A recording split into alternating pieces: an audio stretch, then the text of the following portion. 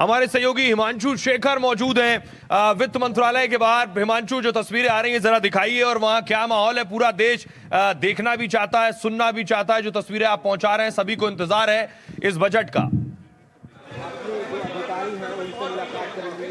देखिए, निश्चित तौर पर वित्त मंत्री निर्मला सीतारमण अभी वित्त मंत्रालय पहुंची हैं और आप देख सकते हैं कि उनका जो काफिला है वो यहाँ पर कर्तव्य भवन में पहुंचा है।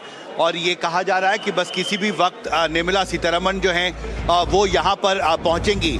मेरे ठीक पीछे वो जगह है जहाँ पर पहली तस्वीर वित्त मंत्री की उनके बजट टीम के साथ आपको दिखाई देगी। ये रेड कार्पेट उसके लिए लगाया गया है यहाँ पर। ये फाइनेंस मिनिस्ट्री है कर्तव्य भवन में, और यहीं पर वित्त मंत्री जो वित्त राज्य मंत्री है पंकज चौधरी और वित्त मंत्रालय के जो वरिष्ठ अधिकारी हैं उनके साथ बजट डॉक्यूमेंट्स के साथ पहली बार यहाँ पर दिखाई देंगे, जिसके बाद वो यहाँ से राष्ट्रपति भवन जाएंगी। ठीक 10 बजे उनकी राष्ट्रपति से मुलाकात होगी। वो राष्ट्रपति को अपने बजट टीम के साथ ब्रीफ करेंगी और उसके बाद वो संसद भवन पहुंचेंगी, जहां पर एक कैबिनेट की बैठक होगी जिसमें एक औपचारिकता है बजट दस्तावेजों को मंजूरी देने की। कैबिनेट उनको मंजूरी देगा और ठीक 11 बजे वो बजट पेश करेंगी। तो यहाँ पर अब किसी भी वक्त वित्त मंत्री निर्मला सीतारमण जो हैं वो पहुंचने वाली है। वित्त राज्य मंत्री पंकज चौधरी और वित्त मंत्रालय के जो बड़े अधिकारी हैं वो पहले ही यहाँ पर पहुंच चुके हैं और आपको मैं वो तस्वीर दिखाता हूँ। साथ बहुत खास मेहमान भी हैं, उनसे एक छोटा मैं रिएक्शन ले लूं। सबसे छोटा सा रिएक्शन, अगर आप घर पर बैठे हैं और देख रहे हैं टीवी, तो आपके लिए जरूरी है जानना। मिताली जी, जल्दी से बता दीजिए आपकी एक्सपेक्टेशन क्या और क्या हो सकता है? इस साल मुझे लगता है जो हमारी एक्सपेक्टेशन है वो पिछले 10 बजट से एक बहुत चीज डिफरेंट होने वाली है। वो है शैडो ऑफ प्रेसिडेंट ट्रंप। हम देखेंगे कि जो जियो पॉलिटिकल टेंशंस हैं, जो दुनिया में टर्मोइल चल रहा है, उसमें हम आगे कैसे बढ़े, अपनी ट्रंप को हम काउंटर कैसे करेंगे? इकोनॉमिक सिक्योरिटी से, रिन्यूएबल एनर्जी में इन्वेस्टमेंट, डिफेंस में इन्वेस्टमेंट, ट्रेड फाइनेंस में इन्वेस्टमेंट, एमएसएमईज को सपोर्ट, इंडस्ट्री को सपोर्ट और इंफ्रास्ट्रक्चर, इन पूरे सारों को लेकर हम ट्रंप को। आप जो बात कह रही हैं अश्विनी राणा जी, क्या ट्रंप की एक परछाई हमारे इस बजट पर होगी इस बार? नहीं, वो एक कारण हो सकता है, लेकिन क्या है कि भारत इतना बड़ा है कि सिर्फ परछाई से जो है घबराने वाला नहीं है। तो मुझे लगता है कि यहाँ पर अगर मैं एज ए बैंकर बात करूँ तो जो इकोनॉमिक सर्वे में भी आया है कि लोगों का जो ट्रेंड है वो बैंकों के डिपॉजिट से निकल के, आपने सोने की बात की है, शेयर मार्केट की बात की, उधर जा रहे हैं। तो बैंकों के लिए चिंता है कि बैंकों का जो लिक्विडिटी है प्रॉब्लम है। तो सरकार अगर 2-3 काम करती है तो मुझे लगता है कि भाई लोग फिर वापस जो है एफडी की तरफ आ सकते हैं। भाई वो जो लिमिट है आपकी इंश्योरेंस की 5 लाख से वो बढ़ा देते हैं, या डिपॉजिट इंश्योरेंस पॉलिसी लाते हैं, सेविंग के इंटरेस्ट को इनकम टैक्स से बाहर करते हैं और एफडी के इंटरेस्ट को जो लॉन्ग टर्म कैपिटल गेन का बेनिफिट देते हैं, तो लोग कंटिन्यू करेंगे बैंक में। और वो बहुत जरूरी है, क्योंकि एक जो एक मुश्त पैसा, और आप पैसा बैंक में भी चाहिए, शेयर मार्केट में भी चाहिए, लेकिन बराबर चाहिए, सिर्फ एक नहीं। पर पैसा तो तब बचाएंगे जब उनके जेब में बचेगा। तो सीएम मनीष जी, आप बताइए जरा हमारे दर्शकों को कि पैसा बचने की कितनी उम्मीद है इस बार, इस बजट के बाद? मुझे भी लगता है कि जैसा कि पिछले साल 12 लाख रुपए एग्जाम्पशन कर दी गई थी, तो उससे लोगों के हाथ में बहुत सारा पैसा आया, जो कि सर ने बिल्कुल सही बोला कि वो पैसा ज़्यादा खर्चे में जा रहा है या सेविंग्स में उतना नहीं जा रहा। जैसे पहले के जो ओल्ड स्कीम में जो एग्जाम्पशंस होती थी कि हाउसिंग पे बेनिफिट मिलता था या इन्वेस्टमेंट पे बेनिफिट मिलता था, तो उसमें मुझे लगता है कि इस बार सरकार कुछ ना कुछ जरूर बदलाव करेगी, जिससे कि जो सर, आपको लगता है सरकार बदलाव की गुंजाइश भी है? क्योंकि पिछली बार 10 लाख माना जा रहा था, उन्होंने 12 लाख कर दिया। आपको लग रहा है गुंजाइश है? नहीं, वो 12 लाख वो स्ट्रेटजिक है। अगर आप देखोगे तो 8th पे कमीशन आ रहा है, जिसमें कि सबकी सैलरियां बढ़ने वाली है, तो वो स्ट्रेटजिक है। वो कह रहे हैं मैंने जीएसटी भी कम कर दिया है। सर, आपको क्या लग रहा है? इंडस्ट्रियलिस्ट क्या सोच रहे हैं? देखिए, हम लोग बहुत पॉजिटिव हैं और टेक्सटाइल इंडस्ट्रीज से हम हैं। टेक्सटाइल इंडस्ट्रीज़ एक खाली इंडस्ट्रीज़ नहीं है, ये वो सेक्टर है जो लाखों और करोड़ों लोगों को रोज़गार देता है। तो हमें इससे बहुत उम्मीद है और आगे भी जो पीछे जितनी भी स्कीम्स आई हैं, अगर कोई भी आज टैरिफ का मुद्दा है, ये सब टेम्परेरी है। अगर टेम्परेरी कोई भी इंडस्ट्रीज फोकस या कंट्री फोकस कोई भी हम लोगों को टेम्परेरी एक ऐसी, मुझे पूरी उम्मीद है कि वो चीज़ दी जाएगी और हम लोग फिर से आगे बढ़ेंगे। कहीं पर भी हमें इसमें संदेह नहीं है। आपके बगल में जो बिजनेस जर्नलिस्ट बैठे हैं उनके लिए हेडलाइन क्या होगी? क्या हेडलाइन आप आज छापना चाहेंगे जब बजट हो जाएगा? राजीव जी। देखिए, इस सरकार में हेडलाइन क्या निकलती है ये कोई पहले से अनुमान नहीं लगा सकता है, लेकिन हर बजट से पहले एक कॉन्टेक्स्ट होता है। हाँ। और कॉन्टेक्स्ट अभी जो 4 विद्वानों ने बताया है वो कॉन्टेक्स्ट को बहुत अच्छे से बता रहा है कि आपके सामने 2 चैलेंजेस हैं। एक जियोपॉलिटिकल चैलेंज है, सामरिक स्थिति ऐसी हो गई है दुनिया की जिसमें आप किसी पे भरोसा नहीं कर सकते हैं। कौन सी बड़ी शक्ति आपकी दोस्त है, कौन सी दुश्मन है, आप नहीं जानते हैं व्यावहारिक रूप में। तो आपको अपने ऊपर निर्भर होना होगा अधिक से अधिक जितना संभव है। तो इसलिए डिफेंस को लेकर के बहुत ज़्यादा पुश होना चाहिए इस बजट में, लॉजिक ये कहता है। दूसरे जो इकोनॉमिक चैलेंजेस हैं, ट्रेड वॉर जैसी स्थिति है, और ये मतलब फ्री फॉर ऑल है, मतलब कौन किससे लड़ रहा है पता ही नहीं चल रहा है। तो इसलिए आपको अपनी स्थिति बहुत मजबूत राजीव जी करनी बड़ी होगी। बात ये कह रहे हैं कि आत्मनिर्भर होने की जरूरत है। सुचारिता, जरा मैं सोना चांदी लोगों को इसके बारे में बता दूं। बताइए। हमारे साथ एक्सपर्ट है सर, आपका शुभ नाम? विवेक सुराना। विवेक जी, ये बताइए सबसे ज्यादा जो पिछले 1 हफ्ते से टेंशन है वो सोना चांदी को लेकर है। बजट का इस पर असर क्या होगा और बजट से क्या फर्क पड़ेगा? देखिए, सोना चांदी इटसेल्फ अभी जैसे राजीव जी बोल रहे हैं आत्मनिर्भर भारत, तो ये मध्यम वर्गीय देश की जनता को आत्मनिर्भर करता है सोना। एक सिक्योरिटी है लोगों के लिए, और वित्त मंत्री जी से हम यही उम्मीद कर रहे हैं कि वो इस पर ड्यूटी तो ना बढ़ाएं ताकि और अनअफोर्डेबल ना हो, उसको जहाँ पे बल्कि उसके अंदर कम करें ताकि लोगों के हाथ में खरीदने की ताकत तो आए उसके, और साथ में सेविंग्स भी बढ़ें। सेविंग्स बढ़ेंगी तभी वो इन्वेस्टमेंट करेंगे। सो इट हैज़ बिकम, ये आज की तारीख में एक इन्वेस्टमेंट व्हीकल, इन्वेस्टमेंट टूल बन गया एंड इन्फ्लेशन के अगेंस्ट ये है जाएगा। और वापस चलते हैं सुचारिता, ताबिश के पास। हमारे सहयोगी ताबिश स्टूडियो में है जो हिमांशु से बात करेंगे। ताबिश। बिल्कुल शुक्रिया सुहेल, आपके पास भी हम लौटेंगे। चर्चा बहुत जरूरी है बजट पर क्योंकि बहुत सारी उम्मीदें हैं लोगों की। फिलहाल आप ये तस्वीरें जरा देखिए, वित्त मंत्रालय, वित्त मंत्री यहां पर पहुंच गई हैं और इसके बाद फिर उनको संसद जाना है जहां पर बजट पेश करना है। हमारे सहयोगी हिमांशु वहां पर मौजूद है वित्त मंत्रालय के बाहर। हिमांशु, बताइए किस तरह की हलचल वित्त मंत्रालय के बाहर देख पा रहे हैं आप? देखिए, आपसे कुछ देर में वित्त मंत्री जो है अपने बजट टीम के साथ ये बाहर आएंगी, और मेरे ठीक पीछे आपको जो ये रेड कार्पेट दिख रहा है यही वो जगह है जिसको सजाया संवारा गया है, जहां पर पहली बड़ी तस्वीर वित्त मंत्री की अपने बजट टीम के साथ, बजट दस्तावेजों के साथ आपको दिखाई देगी। ये फाइनेंस मिनिस्ट्री है कर्तव्य भवन में, और यहाँ पर वित्त मंत्री, वित्त राज्य मंत्री पंकज चौधरी और जो वित्त मंत्रालय के बड़े अधिकारी हैं, मुख्य आर्थिक सलाहकार, सभी यहाँ पर पहुँच चुके हैं। और ठीक 8:45 पर वो पहली बड़ी तस्वीर वित्त मंत्री के बजट दस्तावेजों के साथ आपको दिखाई देगी, और इसकी जो तैयारियां हैं वो यहाँ पर पूरी कर ली गई हैं। बहुत कड़ी सुरक्षा व्यवस्था यहाँ पर है। और देखिए, 2 बहुत महत्वपूर्ण संदर्भ है तबीश इस साल के बजट का।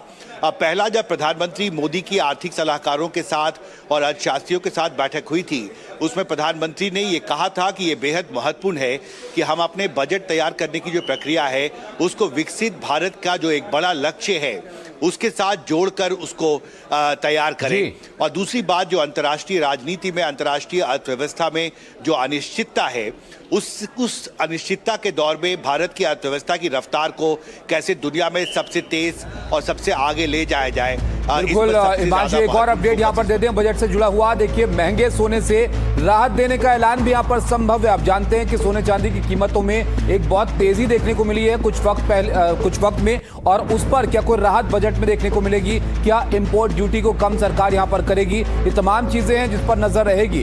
हिमांशु, तरीके को लेकर हम बात कर रहे थे। देखिए, नवी बार होगा जब निर्मला सीतारमण यहाँ पर बजट पेश करेंगी वित्त मंत्री के तौर पर, तो ये बजट पेश करने का तरीका साल दर साल किस तरह से बदलता रहा है? पहले एक ब्रीफ केस लेकर वित्त मंत्री आया करते थे, और अब निर्मला सीतारमण क्योंकि तकनीक को बहुत तवज्जो वो देती हैं तो एक टैबलेट के साथ वो आती है। देखिए, निश्चित तौर पर डिजिटलाइजेशन हुआ है। पहले हमें बजट की कॉपियां मिलती थी संसद भवन में, सांसदों को भी बजट दस्तावेज दिया जाता था, लेकिन अब वो डॉक्यूमेंट जो है, पेपर जो है वो पेपरलेस हो चुका है पार्लियामेंट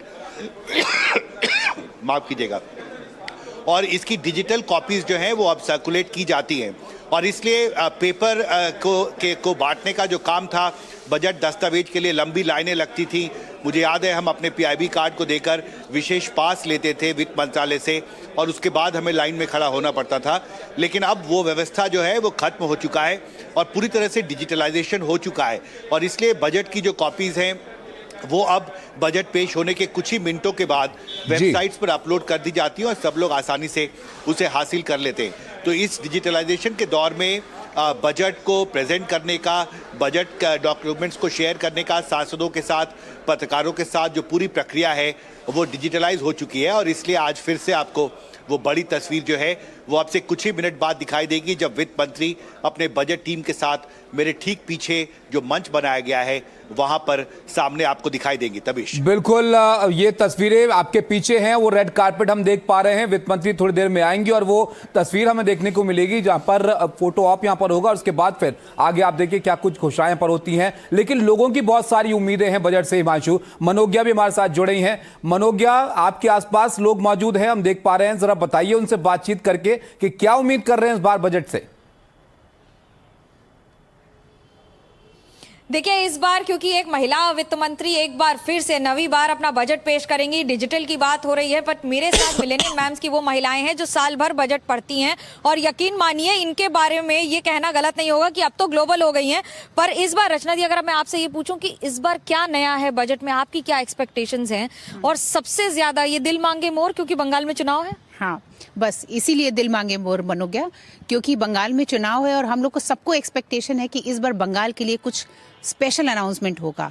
अब जैसे लग रहा है नमो ड्रोन दीदी कितना बड़ा एम्प्लॉयमेंट जनरेशन किया विमेन में, तो वैसा कुछ तो बंगाल में आना चाहिए जिससे कि एम्प्लॉयमेंट जनरेशन हो, हमारा विकास हो, इंफ्रास्ट्रक्चर डेवलपमेंट हो। तो मेरा तो यही अनुरोध रहेगा अपने फाइनेंस मिनिस्टर से कि आप कुछ बंगाल के बारे में भी सोचिए और हम लोग को कुछ तोहफा दीजिए इस बार। सोना चांदी के दाम में तो ऐसा लग रहा है जैसे एकदम फायरिंग जोन में रहा है, लेकिन थोड़ा कम तो हुआ है, उसको कैसे देखती हैं? देखिए, सोना चांदी हम लोग का फोटे नहीं है। अगर अपने पहनने के लिए, अपनी खुशी के लिए खरीदना है जरूर खरीदिए, लेकिन इक्विटी इन्वेस्टमेंट से अच्छा कोई इन्वेस्टमेंट नहीं है। यही मिलेनियम मैम्स पढ़ाती है हम लोग को। रविवार को भी शेयर मार्केट खुला है। मेघना, आप बताइए, रविवार को शेयर मार्केट खुला 20 साल में पहली बार। पर अगर हम इसकी बात करें कि अब इस समय एग्रीकल्चर की बात करें, टैक्सेशन की बात करें, क्या देख रही हैं महिलाएं इस बार?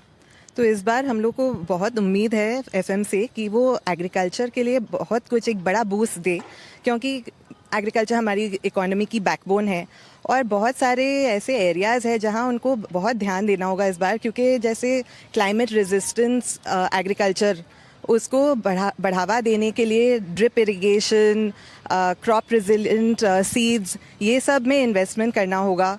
अपना जो इतना पोस्ट हार्वेस्ट लॉसेस होते हैं उसके लिए warehousing, cold storage, logistics, ये सब में इन्वेस्टमेंट्स की बहुत आवश्यकता है। बट अब मैं एफएमसीजी पे पूछना चाहूंगी, और एफएमसीजी की अगर बात करें या फिर फास्ट मूविंग कंज्यूमर गुड्स और छोटी छोटी चीज़ें जो बहुत बड़ा इम्पैक्ट रखती हैं, उन पर कैसे देखती हैं आप इस बार?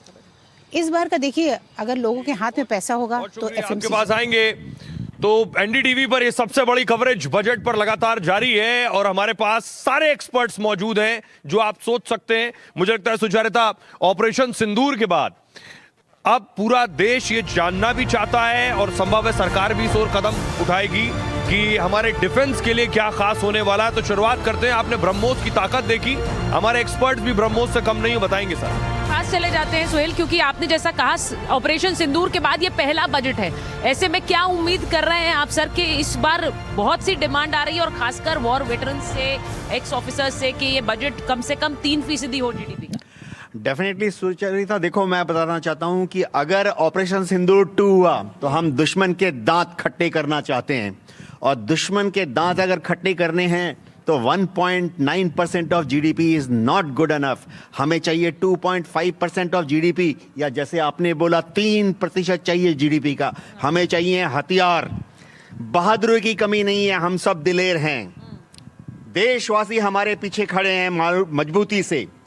हथियार चाहिए, हथियार के लिए गोला बारूद चाहिए, हथियार चाहिए, गोला बारूद चाहिए। सोहेल, जरा एक बार ये कर्नल सिंह से भी मैं पूछ लेती हूँ। कर्नल सिंह, क्या लग रहा है आपको, जिस तरह का एक बम गिराया है डोनाल्ड ट्रंप ने और उन्होंने अपने रक्षा बजट को कई गुना कर दिया है, सब हड़कंप मच गया है दुनिया में, आपको लग रहा है कि भारत को? सुचरिता, माफ कीजिएगा, आपको रोक रहा हूं। इस बीच बड़ी खबर आ रही है, दर्शकों को बता दें कि बजट इस बार, रक्षा बजट 6 लाख करोड़ का हो सकता है। बड़ी खबर, जो सर बात कह रहे थे कि रक्षा बजट बढ़ाए जाने की जरूरत है, आपके पड़ोस में चीन और पाकिस्तान जैसे मुल्क हो तो रक्षा बजट 6 लाख करोड़ होना जरूरी है। अब आप एक्सपर्ट से पूछ सकते हैं। जी देखिए, देवनाथ सर ने जो बोला है ना कि दांत खट्टे करना है, फौज बोलती है दांत अब हमने खट्टे करना बंद कर दिया है, आजकल हम दांत तोड़ने वाले आ गए हैं। हम जबड़ा तोड़ना है, और अगर इस जबड़े को तोड़ना है तो चाहे वो ट्रंप टैरिफ हो जिसके अगेंस्ट आपको सेफ्टी सिक्योरिटी चाहिए, मैं कहता हूं ज्वेलर्स को सिक्योरिटी चाहिए, इंडस्ट्री को सिक्योरिटी चाहिए, बैंक को सिक्योरिटी चाहिए,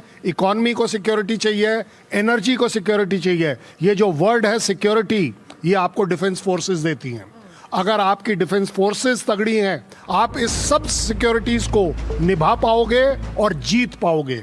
इसलिए मैं ये डिमांड करता हूं, और मेरे ख्याल यहाँ बैठा कोई ऐसा नहीं हो सकता जो ये डिमांड ना करे, एक्सपेक्टेशन ना रखे। Defence budget needs to be given priority, और उसको मिलकर ही रहेगी। शाह साहब, जल्दी से अगर आप बता सकें कि सबसे ज्यादा डिफेंस बजट में कहां खर्च करने की जरूरत है, हमारा एयरफोर्स, नेवी या फिर आर्मी? धन्यवाद सुहेल, सुचारिता, जय हिंद, शनो वरुणा। बड़े गहरे समुद्र और असीम इंडियन ओशन की चिंता करता हुआ मैं यहाँ बैठा हूँ आपके सामने। भारत की सिक्योरिटी की जरूरत सबको पता है। इसके साथ साथ एक कॉन्टिनेंटल शिफ्ट जो हमारा चाइना और पाकिस्तान के साथ साथ मैरीटाइम इन्वायरमेंट जो हमारा है, उसको भी हमें देखना होगा। हम आज मैरीटाइम सेक्टर्स में अपनी बिल्डिंग, अपनी शिप बिल्डिंग या उनकी इंडस्ट्रीज, नेशनल माइट में जो ब्लू इकोनॉमी का योगदान है, तो इकोनॉमी को प्रभावित करने के लिए ship building, ports, harbours, logistic connectivity, MSME का उसमें योगदान और एम्प्लॉयबिलिटी भी इससे बढ़ती है। तो हमें लगता है कि एयरक्राफ्ट कैरियर, सबमरीन्स के साथ साथ हम ब्लू इकोनॉमी को भी प्रभावित करते हैं। इसलिए डिफेंस की बजट में जो हमारा 21% जो इस बार मिला था पिछले साल, उसमें हम शायद कुछ मुनाफा देखना चाहेंगे ताकि हम देश को संबल कर सकें और अपना योगदान दे सकें। आप चाहते हैं डिफेंस बजट बढ़े। मैं सुचारिता यहाँ लोगों से भी पूछ लूं, वो क्या चाहते हैं, जो घर में बैठे हैं वो भी सुनना चाहते हैं। आप क्या चाहती हैं वित्त मंत्री? सरकार का बजट बहुत सोच का बजट है। सुरक्षा पर अत्यधिक खर्चा होगा, लेकिन आमजन, गरीब, मध्यम वर्ग को दाल, रोटी, छत चाहिए। सुरक्षा सिर्फ बड़े आदमियों की ना हो, आम जन की भी हो, और हम खा भी सकें। आप मेरी बात समझ रहे हैं। महिला को मजबूत किया है, लखपति दीदियों को बहुत बड़ा सपोर्ट है। ये बहुत अच्छी बात है, क्योंकि महिला कमाती है तो घर मजबूत होता है। इसलिए बजट बहुत दूरदर्शी है और सोच का है, अच्छा है। इनसे ये भी पूछ लीजिए सुजाता, प्रशांत हमारे साथ जुड़ रहे हैं, अगर आप उनसे सवाल ले सकें। वित्त मंत्री वहां पहुंचने वाली है। जी प्रशांत, जरा बताइए, वित्त मंत्री अभी थोड़ी देर पहले तस्वीरें हमने देखी हैं, वित्त मंत्रालय पहुंच गई हैं, राष्ट्रपति के पास जाएंगी, उसके बाद मोहर लगेगी, क्या वहां से खबर?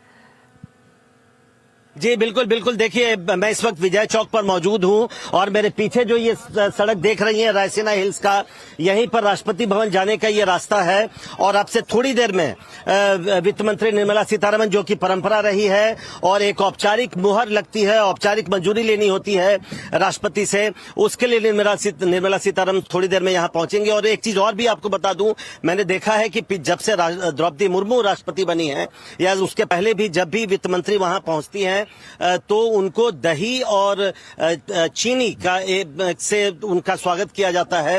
राष्ट्रपति द्रौपदी मुर्मू उनको एक चम्मच में थोड़ा सा दही और चीनी लेकर खिलाती हैं। माफ कीजिएगा, आपको रोक रहा हूं, सीधे हिमांशु के पास चलेंगे। हिमांशु मौजूद है नॉर्थ ब्लॉक के बाहर।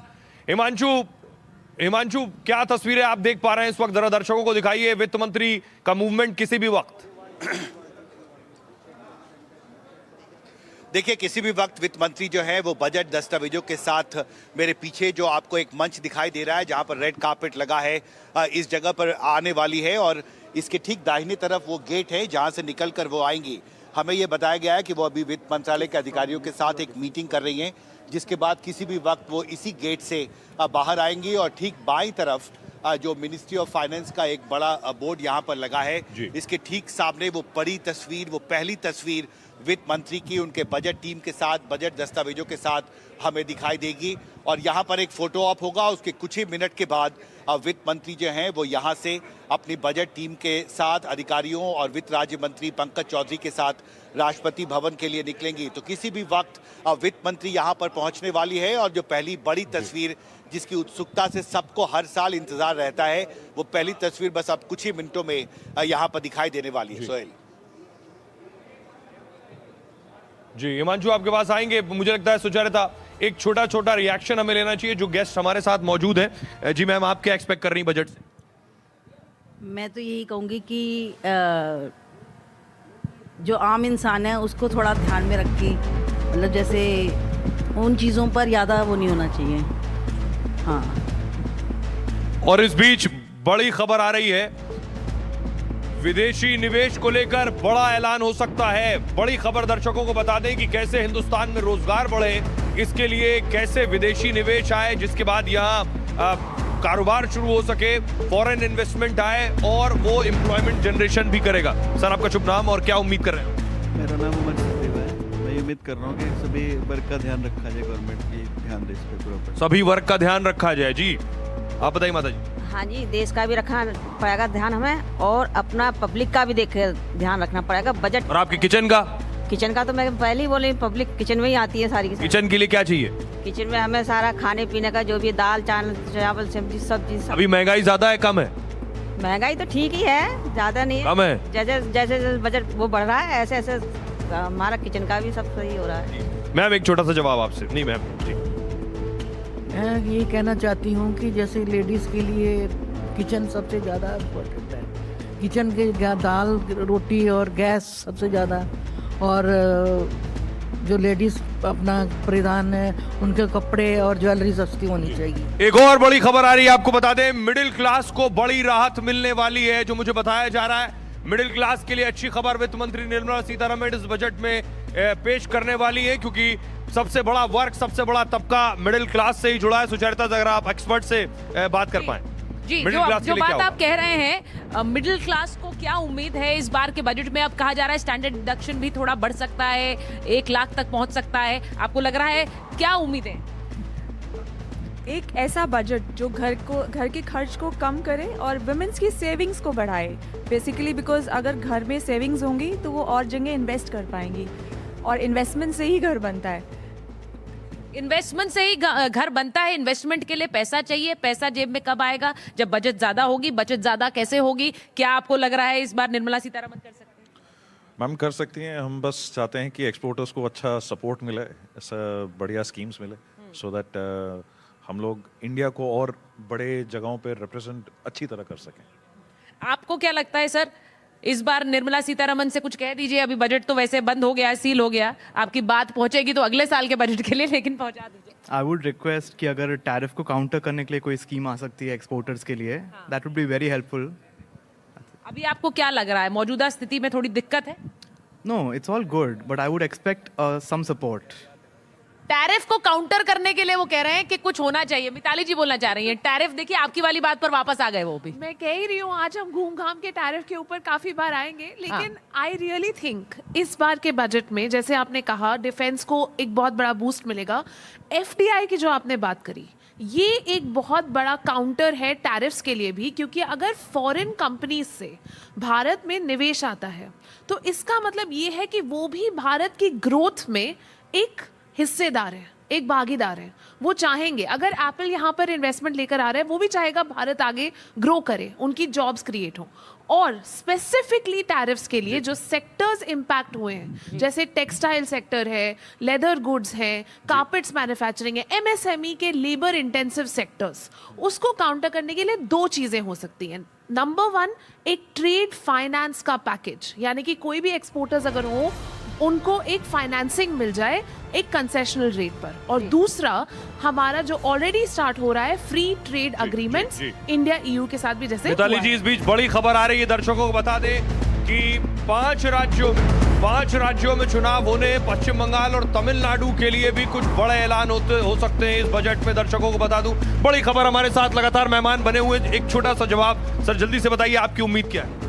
एक इकोनॉमिस्ट होने का नाते मुझे लगता है कि सरकार को फोकस करना चाहिए ग्रोथ ओरिएंटेड पे, क्योंकि देखिए अगर आप फॉरेन डायरेक्ट इन्वेस्टमेंट की बात हो रही थी, $64 बिलियन लास्ट जो है ईयर आया था, तो जाहिर सी बात है जो ये सरकार जो निर्मला सीतारमण जी हर बार अनएक्सपेक्टेड करते हैं। और देखिए अपेक्षा सबकी है, इस बार क्या हो? इस बार की अपेक्षा है कि जो स्टैंडर्ड डिडक्शन है उसको जो है 1.25 लाख कर सकती हैं, और जो 15 लाख का तो जो इनकम है, क्योंकि देखिए जब हम बजट की बात करते हैं तो हमारा फोकस इनकम टैक्स पे होता है, तो इनकम टैक्स जो है एग्जेम्पशन लिमिट हो सकता है, एग्जेम्पशन हो बढ़ेगा जी। आपको लग रहा है एग्जेम्पशन बढ़ेगा इस बार? मुझे नहीं लग रहा एग्जाम्शन बढ़ेगा as a chartered accountant, but my expectation from this budget is that कि प्रोडक्शन लिंक इंसेंटिव वाली जो स्कीम है वो गवर्नमेंट को और ज़्यादा लानी चाहिए, बिकॉज एप्पल ने ऑलरेडी $50 बिलियन का एक्सपोर्ट कर दिया है, एंड इसीलिए हमारा रुपी उतना स्ट्रॉन्ग बन सकता है ज़्यादा से ज़्यादा।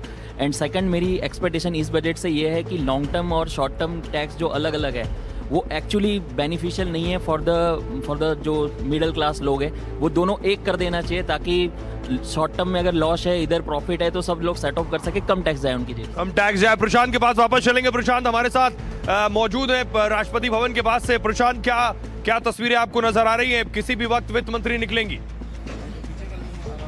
जी देखिए, अभी हिमांशु जी जैसा बता रहे थे कि वहां पर फोटो अपॉर्चुनिटी के बाद यहां राष्ट्रपति भवन पहुंचने का समय 9:15 का है और इसलिए हम उम्मीद कर रहे हैं कि अब से थोड़ी देर बाद, जो मेरे पीछे आप रायसीना हिल्स की तरफ सड़क जाती हुई देख रहे हैं राष्ट्रपति भवन की तरफ, वहां पर पहुंचेंगी वित्त मंत्री निर्मला सीतारमण।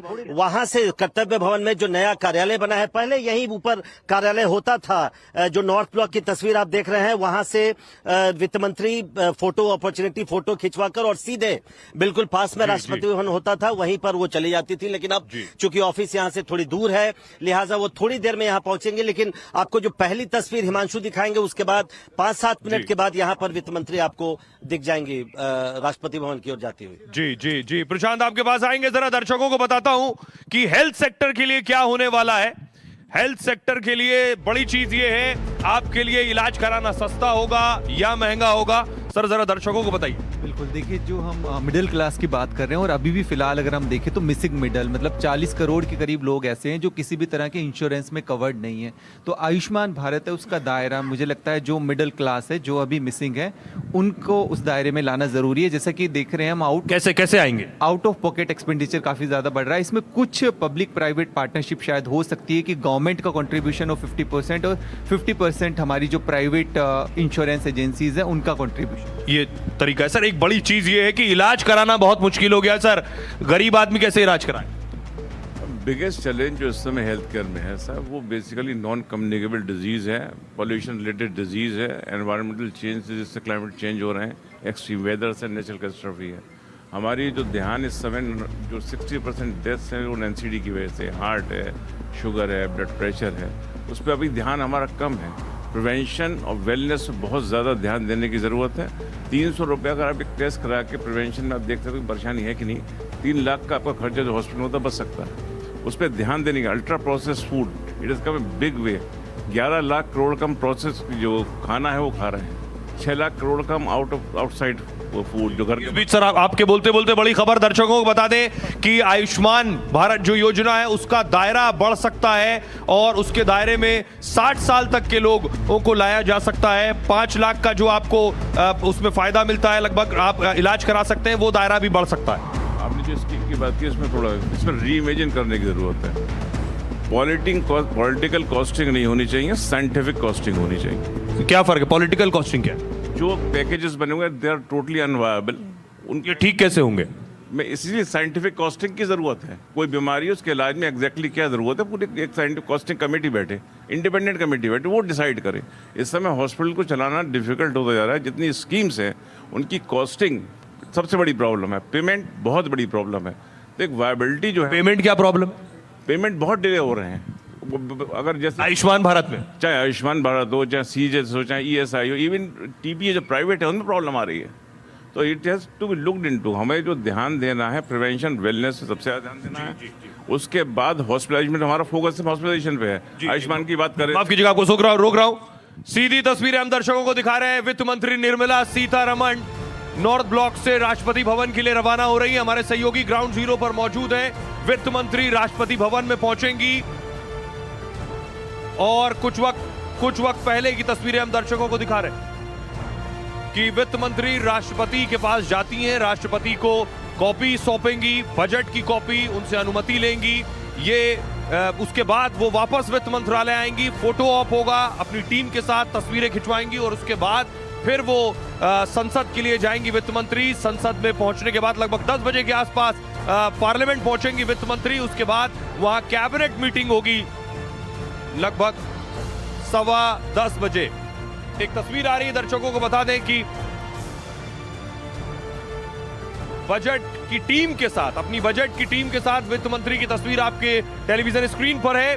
और जैसा कि आप जानते हैं कि बजट बनाने की प्रक्रिया अपने आप में बहुत जटिल है। जो टीम है उनकी वो वित्त मंत्रालय में ही रहती है, कई रातें रुकती है, वहां बजट तैयार किया जाता है, बजट की कॉपी तैयार की जाती है, बजट की कॉपी पार्लियामेंट पहुंचेंगी जो डिस्ट्रीब्यूट होंगी और कैबिनेट में लेकिन उससे पहले रखी जाएगी। कैबिनेट की रजामंदी के बाद बजट प्रस्तुत होगा लगभग 11 बजे। हमारे साथ खास मेहमान लगातार बने हुए।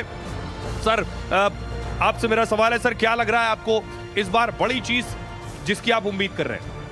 कि मुझे लगता है कि जब हमने EU के साथ इतना बड़ा समझौता किया है, बाकी के साथ भी कर रहे हैं, तो उसकी तैयारी के लिए मैन्युफैक्चरिंग सेक्टर को जो है प्रमोट करने की जरूरत है। MSME हो, एक्सपोर्टर हो, ताकि ये ना हो कि ऑर्डर मिल जाए और हम यहाँ पर उसको सप्लाई ना कर सके। तो उसके लिए एग्जीक्यूशन के लिए उन सेक्टर को जो है प्रमोट करने के लिए उनको पूरा फैसिलिटीज देने के लिए तैयार रहना चाहिए। सर मुझे लगता है ऑटोमोबाइल से हमने बात नहीं की। जो दर्शक ये जानना चाह रहे हैं, गाड़ी खरीदने की सोच रहे हैं, सर एक अच्छी चीज ये कि EU के साथ जो हमारा डील हुआ, उस डील के बाद जो यूरोपियन गाड़ियां हैं वो सस्ती हो गई। बाकी इंडियन मार्केट में इंडियन गाड़ियां भी सस्ती होंगी क्या? GST जो अब सितंबर में आया था, GST रशलाइशन, उससे बहुत फ़र्क पड़ा है, पर मेरे ख्याल से अब तक एंट्री लेवल टू व्हीलर्स के लिए अभी भी कुछ ना कुछ करना पड़ेगा, क्योंकि वो मार्केट नहीं बढ़ पा रही है। दूसरी बात है, जो हमारे ग्लोबल मैन्युफैक्चरिंग हब बनाना है देश को, अभी हम बहुत डिपेंडेंट है रॉ मटेरियल्स में, लिथियम में, रेयर अर्थ मेटल्स पे, और जब तक इस पे हमारी सेल्फ सफिशिएंसी नहीं होगी तो हमेशा हम चाइना के गिरफ्त में रहेंगे। और साथ में एक्सपोर्ट बढ़ा है और एक्सपोर्ट को और बढ़ाया जा सकता है, 20% एक्सपोर्ट बढ़ा है ऑटोमोबाइल में। और तीसरी चीज़ है कि जो न्यू फ्यूल पॉलिसी है उसमें क्लैरिटी चाहिए।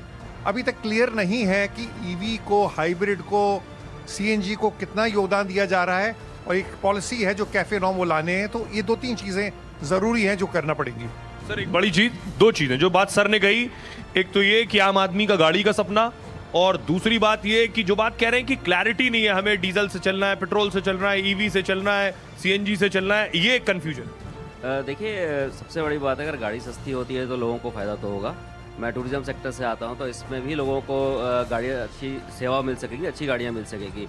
लेकिन क्लैरिटी बहुत ज़रूरी होती है। कई बार क्या होता है कि एकदम से ग्रैब 3 ग्रैब 4 लग जाता है और गाड़ियाँ, डीजल गाड़ियाँ बंद हो जाती है, जिससे कि टूरिस्ट को काफ़ी फ़र्क पड़ता है। तो इसके लिए भी सरकार को। अच्छा ये आप बताइए, आप अच्छा टूरिज्म सेक्टर से आते हैं, तो आप कैसे देख रहे हैं इंडिया को टूरिज्म में ग्रो करते हुए, और आपके क्या सुझाव?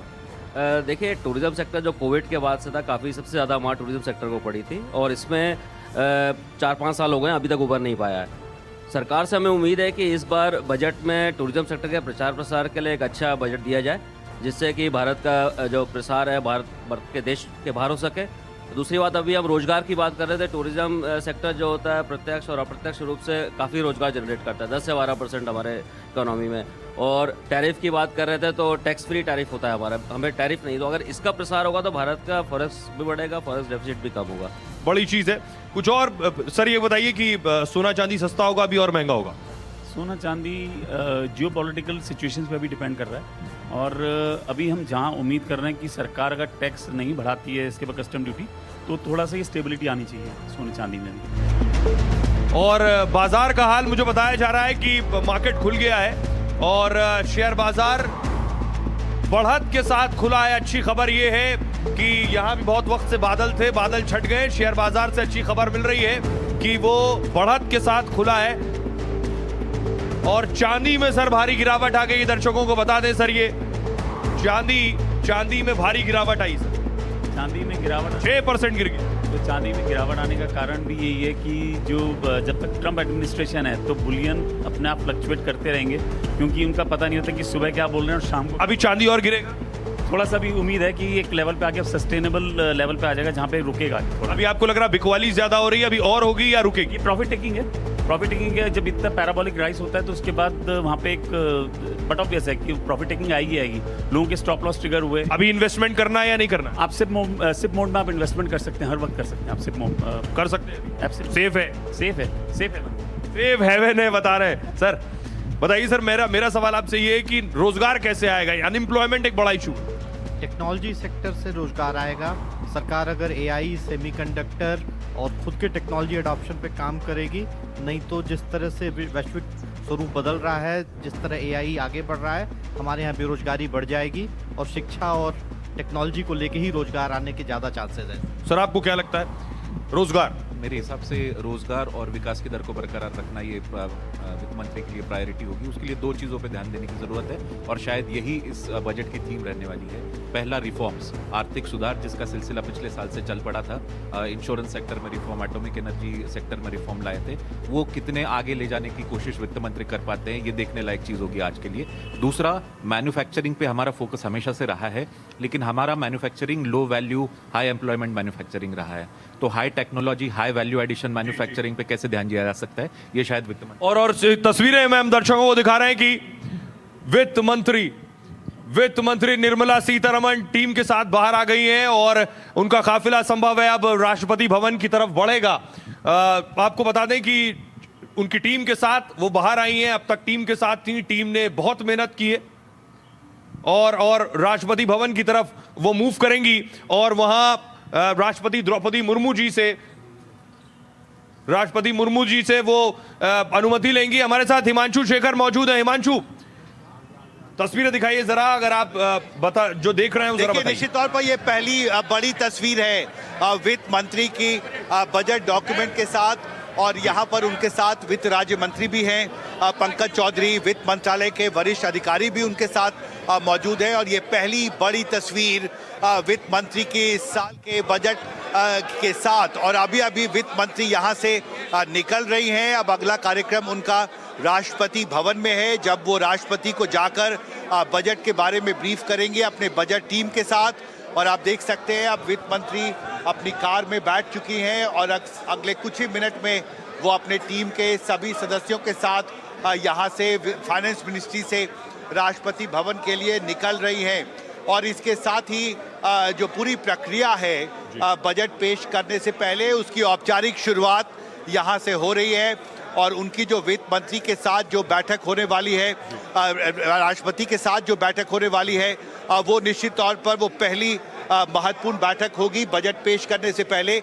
उसके बाद 10 बजे जो वित्त मंत्री हैं वो संसद भवन पहुंचेंगी और उसके कुछ ही देर बाद 10:30 बजे के आसपास संसद भवन में ही कैबिनेट की एक महत्वपूर्ण बैठक होगी, जिसमें औपचारिक तौर पर जो बजटीय प्रस्ताव हैं, जो बजटीय दस्तावेज हैं, उनको मंजूरी दी जाएगी। और उसके बाद ठीक 11 बजे लोकसभा में वित्त मंत्री बजट पेश करेगी। सुहेल जी, प्रशांत के पास चलेंगे। प्रशांत मौजूद है विजय चौक पर। प्रशांत, किसी भी वक्त आपके जहां आप मौजूद हैं वहां से मूवमेंट शुरू होगा, क्योंकि वित्त मंत्री वहां से रायसीना हिल्स होते हुए राष्ट्रपति भवन जाएंगी। बिल्कुल सोहेल, और इसलिए मैं अपने कैमरा सहयोगी से कहूंगा कि वो जो तस्वीरें हैं वो आपको दिखाते रहें। ये वो जगह है, हम उम्मीद कर रहे हैं कि जो इस तरफ से विजय चौक की तरफ से वो राष्ट्रपति भवन की तरफ जाएंगे, जो रायसीना हिल्स यहाँ पर कहलाता है। यहाँ पर तैयारियां पूरी है, चूंकि संसद का सत्र चल रहा है, लिहाजा सुरक्षा व्यवस्था पहले से ही चाक चौबंद है। थोड़ी देर बाद यहाँ प्रधानमंत्री भी आते हैं, तो 9:15 का समय है सोहेल राष्ट्रपति से मिलने का उनका। और सब वहां करीब 20 से 25 मिनट वित्त मंत्री रुकेंगी। उस दौरान राष्ट्रपति के साथ उनके जो वित्त राज्य मंत्री हैं पंकज चौधरी और जो बाकी वरिष्ठ अधिकारी हैं उनके साथ 10 मिनट की एक औपचारिक बैठक भी होती है, जिसमें वो राष्ट्रपति औपचारिक तौर पर उन जो बजट है उस पर वो मुहर लगाते हैं। और इसलिए मैं आपको थोड़ा और भी तस्वीर दिखाऊं। और 9:45 बजे के आसपास वहां से वित्त मंत्री और अपने अधिकारियों के साथ एक सेकंड, वित्त मंत्री और अपने अधिकारियों के साथ वो संसद भवन की तरफ निकलेंगी। और जो बजट है वो 10:15 बजे की बैठक शुरू होगी। प्रशांत, आपके पास आऊंगा जी। प्रशांत, आपके पास आऊंगा जी। प्रशांत, आपके पास आऊंगा। हमारे साथ सतीश के सिंह साहब मौजूद हैं और दर्शकों को बताऊं, सतीश जी आपने पत्रकारिता करते हुए कितने बजट देखे? 25 बजट देखे? ज्यादा, 25 से ज्यादा ही देखे होंगे, मुझे लग रहा 30 देखे होंगे। हो सकता है। तो सर ये बताइए, बजट में क्या फर्क आया है, बजट के प्रेजेंटेशन में क्या फर्क आया है, और आप क्या सोचते हैं? देखिए, बजट के प्रेजेंटेशन में थोड़ा सा नया तरीका अपनाया गया है। बहुत बुलेट पॉइंट्स में चीज़ें रहती हैं और ज़्यादा इधर उधर की नहीं किया जाता, सीधे फोकस पे रहता है। लेकिन 2-4 बातें मैं ज़रूर कहूँगा।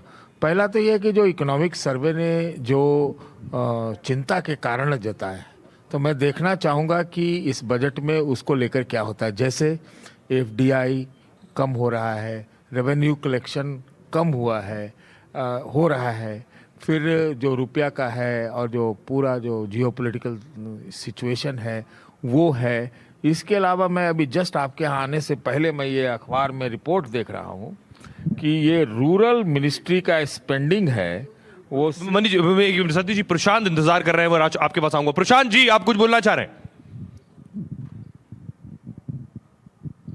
दिख रहा होगा कर्तव्य पथ से वित्त मंत्री निर्मला सीतारमण अपने तमाम अधिकारियों के साथ देखिए इसी गाड़ी में वो अब ऊपर की तरफ जा रही हैं। जितने भी अधिकारी हैं वो साथ में, ये काफिला आपको संभवतः दिख रहा होगा रायसीना हिल्स की तरफ। अब सारी गाड़ियां, तमाम गाड़ियां बढ़ रही हैं। जो पायलट गाड़ी है उसके पीछे निर्मला सीतारमण उसी गाड़ी में बैठकर अपने तमाम अधिकारियों, अपने वित्त राज्य मंत्री पंकज चौधरी के साथ अब देखिए वो राष्ट्रपति भवन की तरफ रवाना हो गई हैं, बस पहुंचने ही वाली हैं।